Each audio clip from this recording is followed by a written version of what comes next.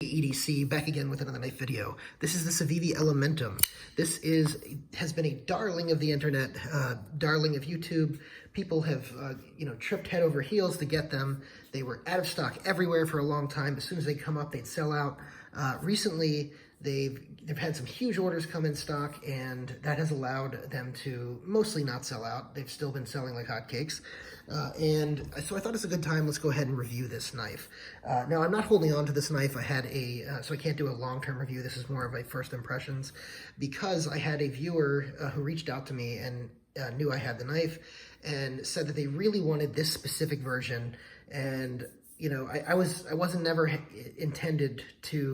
I had never intended to hold on to it long-term. It was more for review. And so I thought, they really want this knife. I'm going to go ahead and sell it to them now, and I sold it to them at the original cost of the knife, so that they could, I wasn't going to mark it up to like $100 like some other people have been doing. In any event, this particular version is sold out. I think there may still be a couple of the satin version on, but let's go ahead and talk about the knife in particular. So the Civivi Elementum burst on the scene, not so long ago, maybe about a year ago or something, and it was a $50 knife in D2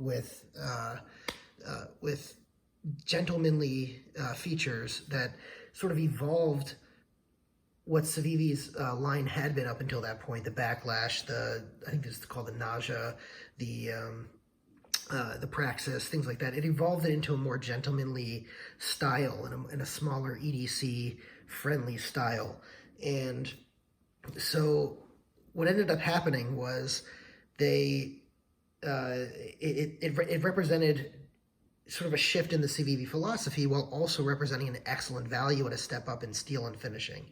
So Civivi finishing is great across the board, but the finishing on the Civivi Elementum seemed to be particularly good according to all the videos that I've been watching on YouTube over the last couple of years, or the last year or so, looking at all the Civivi Elementums and comparing those to Civivis that I've had in hand. So, and I finally got this one in hand, and the finishing on this one is, as expected, it's excellent. But it represented the next step up because a lot of the Civivis, like the backlash and everything in the praxis, they were 9CR 18 MOV, and so this was a step up into D2, and it was G10 scales, so over the steel liners, and people just sort of fell head over heels for it because it was $50. And it was only an $8 jump from the $42 Civivis that you had seen for a long time. So fine, everything sells out. There's a version in micarta that sold out pretty quickly. There is a version there's this version. Now there's the copper and the brass. This is the brass version. So they have copper and brass, both antiqued. And they have the satin blade and the black blade. And then they also have the newer version, the S35VN version, which sold out almost immediately. And that was both available in satin and black blade in natural JG10. Now, the original price, like I said, was $50 for the regular G10 version. This version is $67, and the S35VN version, which actually has thinner blade stock than this, just some worth mentioning, that thinner blade stock one is $80. So that one is supposedly on reorder. BladeHQ, I think, was very happy with how quickly they sold out, and they've gone ahead, I believe, and reordered them, assuming that Civivi is willing to make them. More of those should be coming at some point. Fine. This particular one, like I said, is sold out, and I have, what was I going to say? Got lost in my train of thought here, guys. But Civivi Elementum, anyway, was sort of the next evolution for Civivi. Fine, so let's go ahead and do some size comparisons. This is Spyderco Tenacious, Civivi Dogma. You can see it's a pretty small knife. Here's the Benchmade Bugout, the 9400, which is also the same size as the 940, much smaller than both of these. By the way, if you haven't watched Neve's Knives channel on YouTube, Jared and his wife run the channel. They are awesome people and very fun channel to watch. He talked about the thinner blade stock and the value that S35VN at $80 posed as being a potential bug out killer. So I want to put that out there that, you know, it's something to think about. I don't necessarily know that that's true because the bug out is still significantly lighter than that knife and it doesn't have quite the same action or feel, but it's an interesting take and I definitely encourage you guys to check that video out and check out the channel as well. This is the Civivi Backlash. You can see it's much smaller than the Backlash. The SOG Terminus XR and the Civivi McKenna, which is probably the best size comparison, which is interesting because the Civivi McKenna itself is actually a pretty small knife. All right, let's go ahead and talk about the good and the bad of this, and we'll talk about whether or not this lives up to the hype, because there is a significant amount of hype around this knife. So let's go ahead and talk about it. So first of all, first thing that's good right off the bat is and you notice it right away, is anyone who has had brass or copper scales knows how just heavy they are. They are bricks. And I had not the new copper PM2 that came out that comes from Spyderco, but I had aftermarket copper scales on a PM2 a while back. It was a Maximum PM2 with copper scales, and it was patinaed. A couple people may remember that on the channel. Now, I loved that patina, but I could not keep the knife because the knife itself was so heavy. I just didn't carry it. So I ended up selling it, and so the first thing you notice on this is obviously it's heavier than a normal Elementum. That's obvious. But because the scales on this are not huge honking scales like the scales on the PM2, you know, think about how much more copper or brass that would be, right? So because they're not huge honking scales, this really isn't too bad. It's not too bad as far as weight-wise.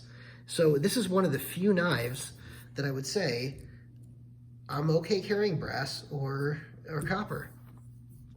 Another thing to know is the brass finishing on here is the antiquing, which is also the same antiquing they use on the copper. It's pretty nice. I have to say they do a nice even job across the board with it. It looks really, really nice. It's beautiful.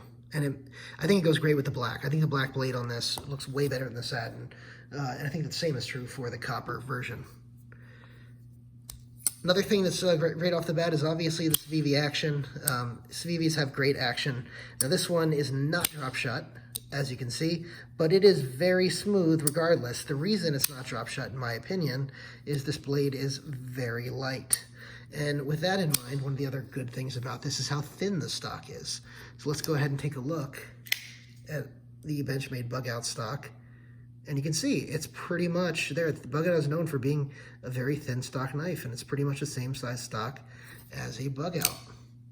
I think the S35VN version is actually really the same size as a Bugout, and this is slightly bigger, but it's really, really thin stock. One of the differences, though, between this and the Bugout is that the Bugout's a flat grind, right? And the Civivi Elementum is hollow ground. It's not a deep hollow grind, but it's a hollow enough grind. And I don't do measurements on this channel, but Neve's Knives did a measurement on their review of the Elementum, this S35VN one, and I think Jared said that this version of it, or the normal version of it, is 15 thousandths behind the edge, which is very, very slicey. The thinner version, he measured at 10, which is kind of unbelievable because that's really thin. But I would be a little concerned with something that's 10 thousandths behind the edge because it's just so thin that the edge probably isn't going to hold. And the fact that it's S35VN, the edge holding of S35VN, I don't think is done any favors by an edge that's 10 thousandths. But anyway, that's another story for another day. So yeah, that's one of the other great things about this is just it gets to a thin slicey edge. This thing it slices through whatever you need it to slice through. It's very thin and slicey, just like all the other, not all the other, but many of the other Civivis that you've come to know and love. The McKenna is very thin and slicey, doesn't have the same hollow grind, so it's probably a bad comparison. But the Backlash, for example, right? The Backlash has this hollow grind on it also, very, very thin, but I think I've seen some other channels measure this at 14 thousandths behind the edge, around the same. Just a laser through cardboard. Praxis, the same thing. So, the edge on Civivis are great. This is D2 steel, which is excellent to see. There you go. You see the D2 down there by the flipper tab. So D2 steel in this price range is excellent. It's getting to be more and more common, and obviously you can still get the D2 on the $50 one. So that on the $50 one, it represents more of a value. Once you get up to $67, as you can see, around 80, they're doing S35VN. So you're getting towards that, that price range where Kershaw is doing USA made 20 CV on the Link and 20 CV on the Bareknuckle at around 80 bucks. Now the Bareknuckle, sort of jumps between $80 and $100, but I mean, you're with the Link, you're still at 80 bucks for 20 CV. So to have D2, at $67 is good, but not as substantially good as it is at $50. The clip on here is excellent. It's normal Civivi clip, deep carry. Their clips are awesome. Never any issues with their clips. The liner lock gives good lockout. It's about, I would say 25% lockup there, which is great early lockup. The ergonomics on this are fairly good. I would say they're about a 6.5 to 7 out of 10, which is fairly good. It doesn't melt in your hand by any means whatsoever, but even in my large glove size hands, it is not uncomfortable. In fact, it is pretty comfortable. The choil here is not, I don't think it's really meant to be a choil, but it's shaped in such a way where I can put my finger up here and my finger does not end up really going on the blade, so it can be used up in the choked up position, which is a bonus. Not sure it was intended that way. The jimping on the back of the spine is extremely functional and a very good jimping. As you can see there, it is not too deep and it is pretty much perfect for getting a grip without digging into your fingers. Obviously you have some jimping on the liner lock as well. Okay, let's go ahead and, one other thing is the lanyard hole here is out of the way, doesn't get in the way of the clip, and so that's good as well. Let's go ahead and talk about some of the bad. So some of the bad on here is really a couple of things. One is the lanyard hole. I don't like the look of that. I think that when the knife is sort of designed to be the entry into the more gentlemanly side of the hobby, seeing a full scale here, I think would be better. I think, when something's more of a gentleman's carry, you're less likely to put a lanyard on it. There's probably some people that disagree with me on that, but I don't think quite as many people would put lanyards on, more of a gentlemanly style carry than not. Another issue is the standoffs here. So the standoffs are really tiny. Maybe they're meant to be hidden, but they're just really kind of uninteresting. It could be that they're just trying to lighten the load here so that to keep the knife light, even the regular version, because there are stainless steel liners here. They are skeletonized out. I don't know if you can see. I don't have one of the regular versions, so I don't know if this amount of milling on the inside of here is done across the board, but I definitely appreciate the milling, but I'm not sure if it's done across the board. But again, these standoffs are pretty uninteresting. The Civivi logo here, it's nice, it's a little bit classy, but and it matches what they're doing. I think they did it in the best way they could, given their logo for this particular knife. But I don't think on on sort of what, like I said, is a crossover into a gentleman's carry, I don't love the logo for that. Let's just put it that way. The jimping on the lock bar is not so comfortable.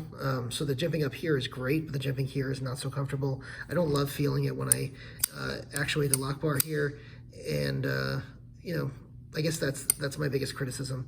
Other than that, this is an excellent knife. Now, some people have rated this as the best Civivi and the one you can't miss out on. Frankly, it's not that for me. There are several Civivis I would rather have over this. One is the McKenna, which is the same size. I would rather, or roughly the same size, maybe a little bit smaller. I'd rather have the McKenna over this one, just because it's a fun front flipper. I'd rather have the Civivi Backlash. I'd rather have the Civivi Praxis. I'd rather have the Civivi Shredder. I would rather have the, well, I'd probably rather have the Elementum than the Dogma, if we go there. So that's a little bit of, that sort of ranking that I just went through. You can expect to see more. I bought a bunch of Civivis and you know, the Spyderco Tenacious and a couple other budget knives, the CJRB Kicker, the SOG Terminus XR. So I bought a whole bunch of budget knives recently. I thought it'd be a good idea to go through a lot of budget knives. And so where does this fall in the realm of budget knives? I think this is a top 5, not top 5, I'm sorry. Take that back, not top 5. Top 10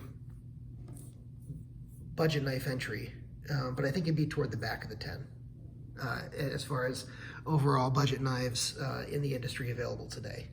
That's sort of where I'm looking at it. I may do a renewed top 10 of these, but it would be towards the back of the top 10, or maybe somewhere between 10 and 15 for me, for my style of carry, what I like to do. And just because I don't think, one of the other drawbacks that I really forgot to talk about was there's not a ton of fidget factor here, other than just flipping it and closing it, flipping it and closing it, flipping it and closing it, flipping it and closing it. And you just saw there the detent's good, but it's not the best detent you've ever seen from a Civivi. Whereas something like the Shredder, you can flip it, you can middle finger flick it, you can thumb roll it out. It gives you a lot more options for fidgeting, which is one of the reasons, and I like to fidget with the knives. So in any event, that's my little spiel on the Civivi Elementum. I am a little bit cooler on it than some of the rest of the knife community, but it's still a great knife, and if it floats your boat, if it's your style, I definitely say go ahead and pick one up. It's definitely on my recommend list. I do recommend it, but with the caveat that there are several knives, even within Civivi's own lineup, which we just talked about, that I would prefer to have over the Elementum. Thank you guys very much. Go ahead and hit the subscribe button, hit the like button on the video, hit the notification bell after you hit the subscribe button so that you get all my content, and drop a comment. Let me know what you think of the Elementum if you have one, and where you think it ranks in the sort of Civivi lineup. Thanks so much for watching, guys.